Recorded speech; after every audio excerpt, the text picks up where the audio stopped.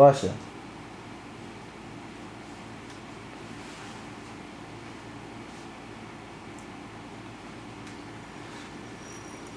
Hello, my name is Madam Jennifer from EducareTZ.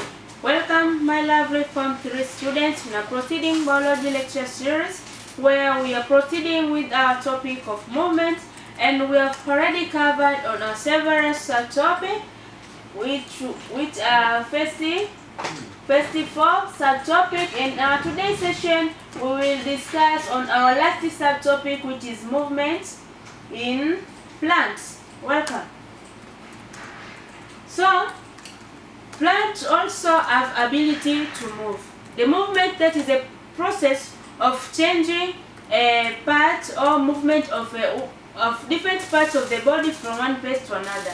So the same plants have ability to move from one position to another, but without changing their position. So they just change a part so as to get away from a particular chemicals or toxic stimuli which might affect its growth. So this is one of the another advantage of the plant to move or to change a position or part of its structure or roots or leaves or stems so as to get away from a dangerous particular stimuli. Now, normally plants remain in a fixed ground and they are incapable of moving from one place to another. That's why I say that plants cannot locomote.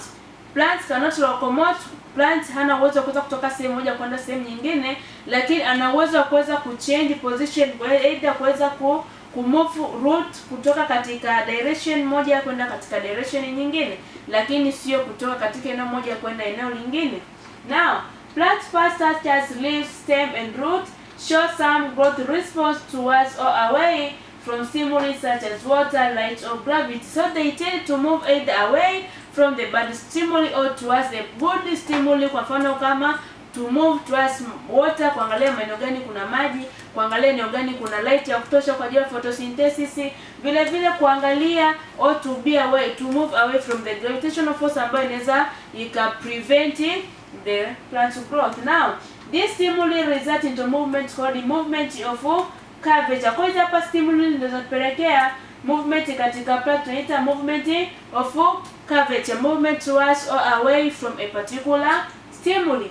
Now, movement of curvature enable plants to get their requirements such as food and water. Kwa hiyo hapa ni moja ya advantage of this movement of curvature.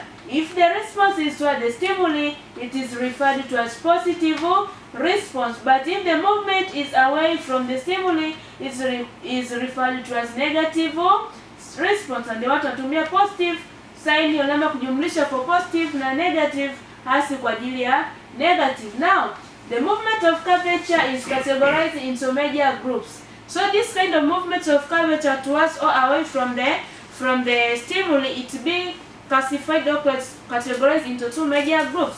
And the first one is self-controlling growth movement au inaitwa autonomic or spontaneous movement. Hapa self-controlling movement ni kwamba plant yenyewe inaweza kuweza kujicontrol kutoka katika one direction to another. Lakini ya pili ni paratonic or induced. Hapa paratonic or induced ni maybe ipelekewe na factors mbalimbali ambayo inaweza kuinfluence. Kwa mfano kama kuna maji au kuna maji, inaweza kama kuna maji inaweza ikamove towards the water, kama kuna temperature kubwa inaweza ikamove away from temperature. So this is called induced, meaning that it is forced to move due to the different or interaction of different factors. Now, example of self-controlling growth is growth of shoot and roots. Kwa mfano mmea unapokuwa unakuwa, shoot inapokuwa inakuwa na mzizi unapokuwa inakuwa towards the ground, ni moja ya self control, meaning inakuwa yenyewe without the influence of other factors. Lakini hapa paratonic movement is divided into two groups. So this kind of paratonic movement au induced movement yenyewe inagawanyika katika sehemu kuu mbili, ambayo ni tropic movement or tropism na pili dynastic movement. Now in our today's session tutaangalia first kind of the paratonic movement ambayo ni tropic au kwa jina lingine tunaita tropism. Kwa ukisikia tunasema tropic movement or tropism, jua kwamba ni kitu kimoja. Now let us consider first type of the paratonic movement ambayo ni tropism. Now tropic movements, these are both which are determined by the direction of stimuli. Kwa hiyo hapa aina za movement ambazo zenyewe ili movement iweze kutokea ina determined by uelekeo wa particular stimuli, kama either hiyo stimuli ilikuwa ni positive au ilikuwa ni hasi. Hapa ndio tunapata tropism. Now tropic movement is unidirectional, meaning that it moves in only one single direction, and it is shown by fixed part of the stationary plant toward or away from stimuli. Kwa hiyo hapa inaonyeshwa na fixed part of the stationary plant, either kama ni mzizi, either kama ni shina au kama ni tawi.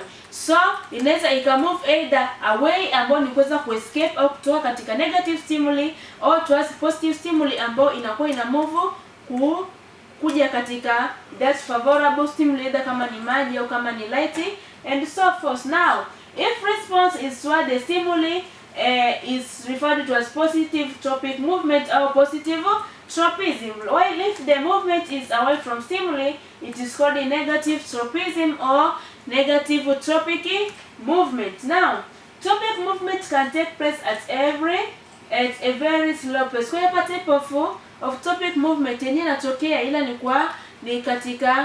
ni kwa muda mrefu, very inachukua very long period of time. It is very slower for movement to complete. Hizi ikatokea tu ghafla tu hapa leo jua limekosekana mmea kesho kwa kutesa hii change direction. No, it take several time for plant to shift toward a particular stimuli.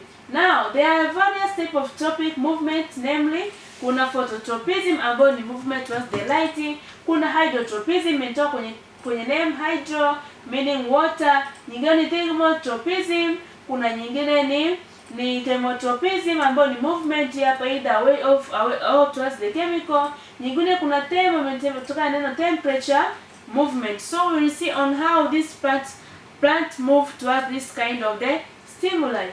Now by starting with the first category of the tropic movement ambayo ni phototropism movement, this is a growth movement of plant parts organ in response to unilateral source of light.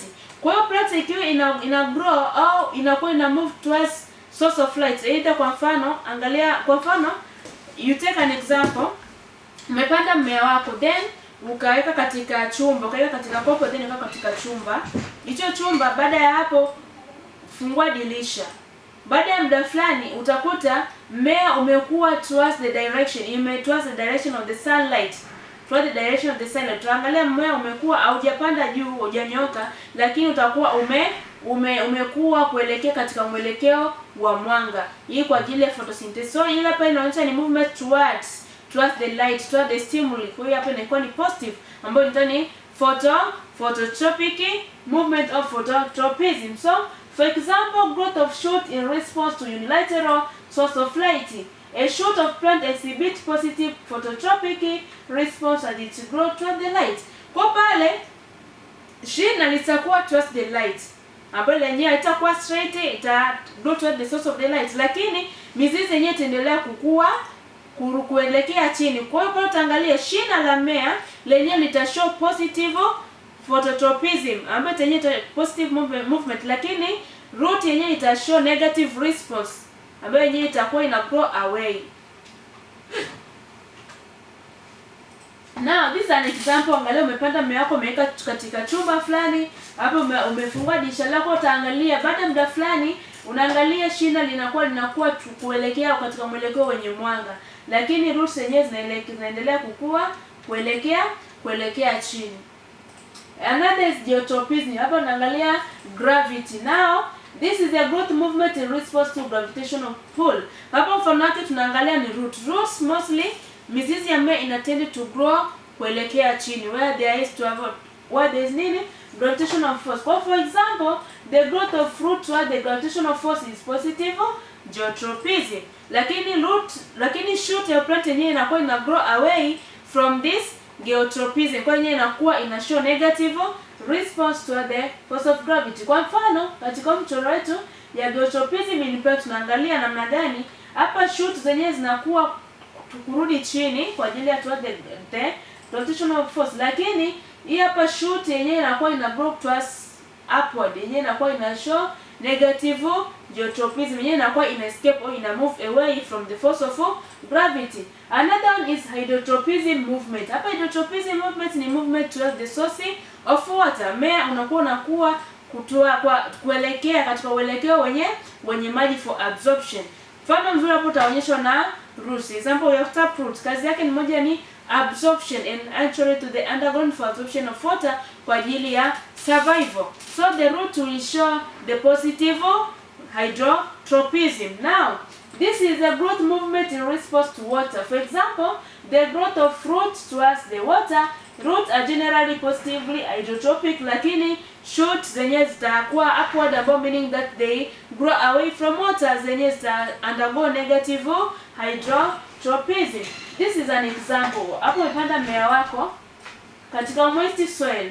Baada ya pale katika ule udongo ukaonyesha kiwazi, afu then uka introduce maji pale. Utaangalia hapa hivi in first one hapa kulikuwa tu kuna moist soil, udongo wenye unyevu, lakini second one kuna dry soil alafu kuna moist soil kwa pembeni, meaning that this plant root yenyewe ita grow towards the where there is water source. Kwa hiyo hapa inaitwa ni hapa plant root inakuwa ina exhibit positive hydrotropism or hydrotropic movement.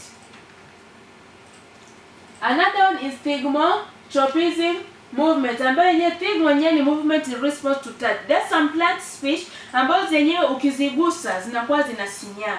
Mfano mzuri ni Mimosa pudica.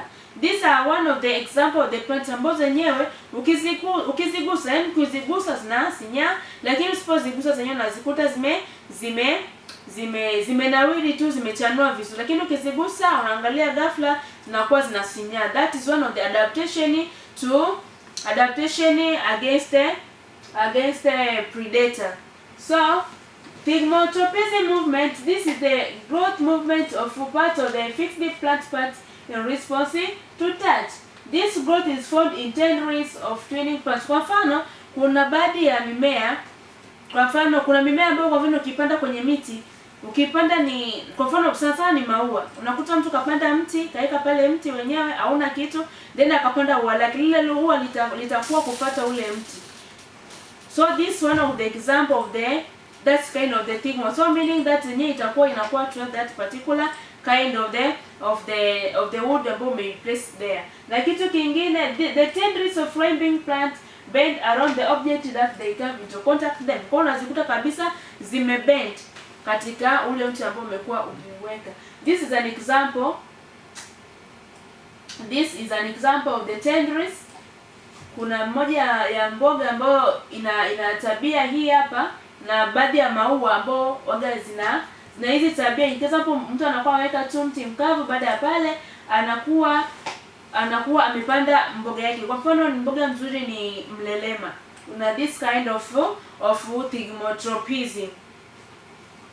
Another kind of the tropic movement ni chemotropic movements. Chemo come from the term chemical. So this meaning that plant moves away from the chemical source. So hapa inakuwa inaonyesha negative chemotropism. So for example, this is a growth movement of plant towards chemicals. So the plant will move either away or towards the chemicals. So this type of movement can be seen in the growth of pollen tube from style towards the ovary and finally ovule induced by sugary substance.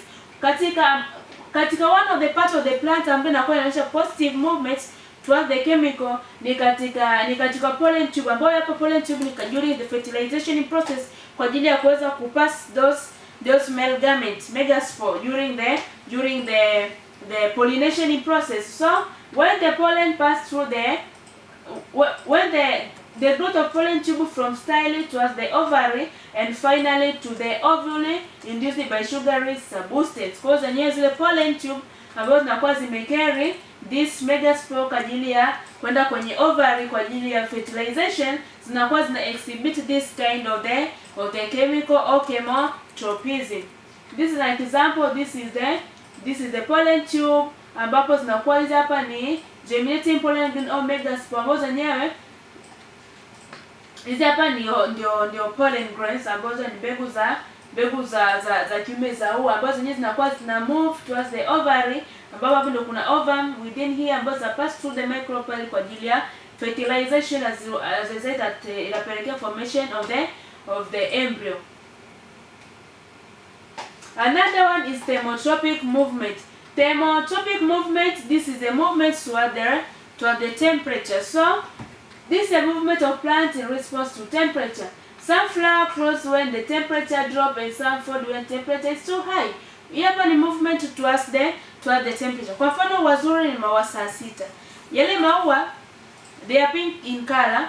Yale maua kwa mfano kama kuna jua kali zenyewe zinakuwa ndio muda wao kuchanua.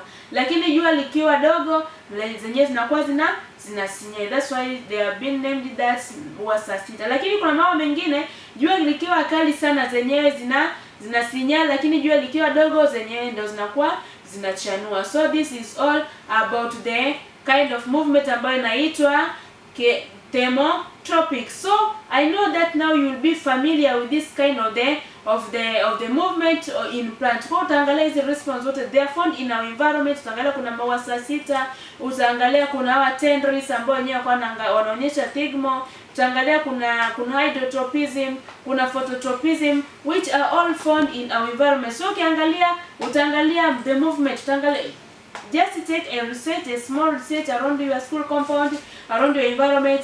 Now you can identify this kind of the movement in plants. For example, petals of tulip close at low temperature and open at high temperature. So this is one of the examples. Another kind of the movement ambayo ni secondary type of the movement in plant au ya parasitonic ambayo ni nastic movement, paratonic. Now this is an unidirectional movement of the stationary plant in response to external stimuli.